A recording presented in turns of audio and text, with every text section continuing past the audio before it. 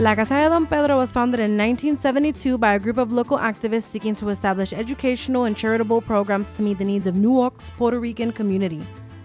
Among our core founders was Ramon Rivera Sr., inaugural executive director, Reverend Alfonso Roman, founding board chairman, and Hilda Hidalgo, founding vice chair, who is often referred to as the madrina of La Casa.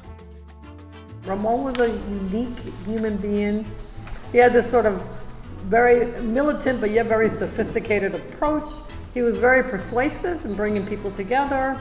He also knew when to tone things down, and he was also very eloquent in his presentation. Having known Ramon for years, I saw that leadership, that transformative leadership.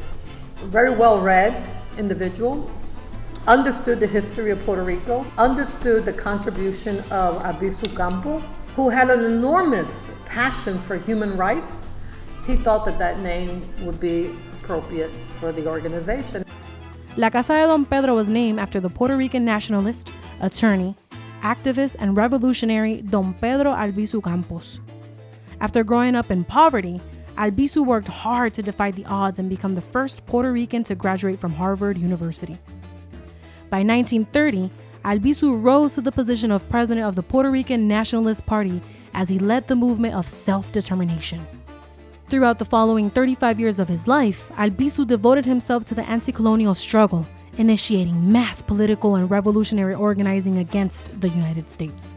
It is in Albizu's name that La Casa de Don Pedro carries on the legacy to empower and revitalize our people and communities.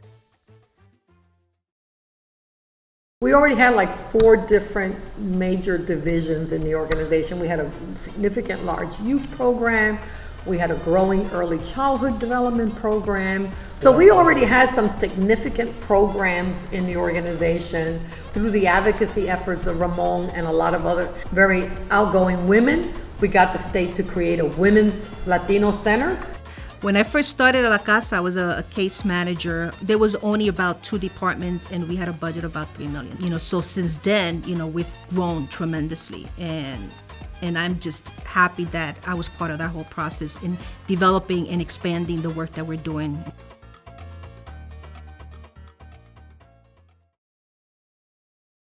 The organizational changes that we recently implemented, going from 5 organizational divisions to down to 3, think about ways in which we can enhance the delivery of services. We have educational services that we provide both in centers. We have 9 early childhood centers throughout the city. We have our prenatal program, and it's been a very seamless transition between working with the pregnant moms and families. Well, I cut my teeth basically in youth development work, whether it's scouting or the Y on the child care side. I think what I love most about La Casa de Don Pedro is that it covers definitely heavy emphasis on the 0 to 5 and early child care.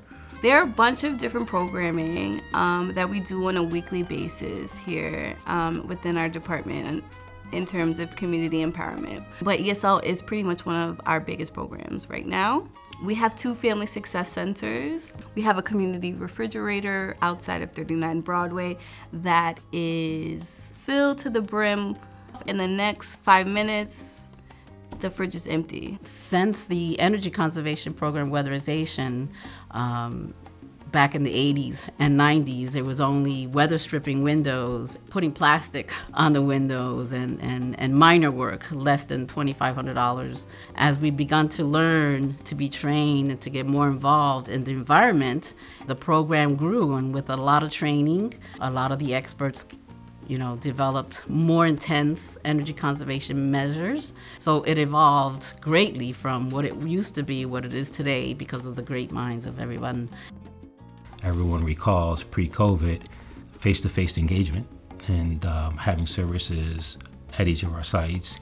But that did not stop us from thinking creatively about how do we continue services. Because there was still a great need. And in fact, one could argue, it even forced us to enhance all our programs so that we use different modes of delivery of services. thinking about ways in which we can deliver food to families, continuing to deliver educational services. Doing community outreach work, boots on the ground, really getting services in the hands of people, doing education work. This work really relaunched during COVID when we needed to get shots in arms, and we partnered with the United Way. But no matter what we did, it was about keeping people safe. It was about dispelling myths and making sure that people had the right information and were able to get the services that they needed.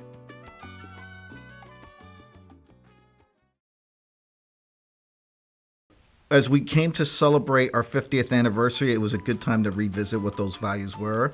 We narrowed them down to 5, and they're represented in the 5 colors in the different versions of our logo you're going to see going forward. So blue is for justice. Our organization was founded out of community rebellion. There's no other way to say it.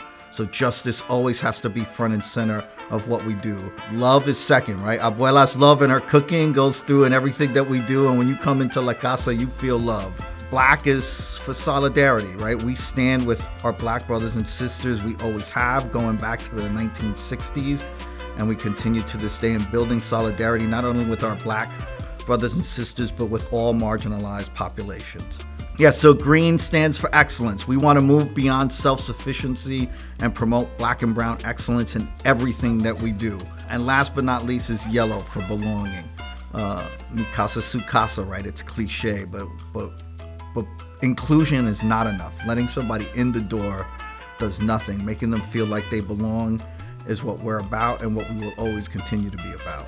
All of the wonderful things that La Casa is able to do would not be possible if it weren't for a beautiful synergy between our donors and our community partners. We prefer for people to see themselves as philanthropic investors in our mission. I think one of the things that makes Newark special is we have this relationship and we partner to make life better for our residents and our members.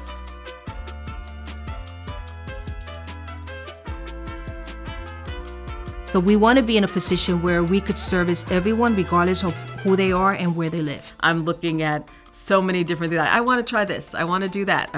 And those require the supports from the community, the supports from funders, but we're going to get there. Train the young folks into this, into the kind of work that we do, because it's become very tech savvy. And we need new minds, new fresh minds to help the program to continue to grow. Very excited about leading the mental health portion of where La Casa will be going very shortly. We are trying to expand mental health on a grand scale. We've lost sight that community organizing is a craft. It is a discipline. There's rules behind it. So we really want to get back to community organizers, funding community navigators, and getting people back out on the street and really rallying people around the causes that matter to them. And so I'm inspired, I'm encouraged, I'm hopeful that La Casa's future will be as bright as it is today.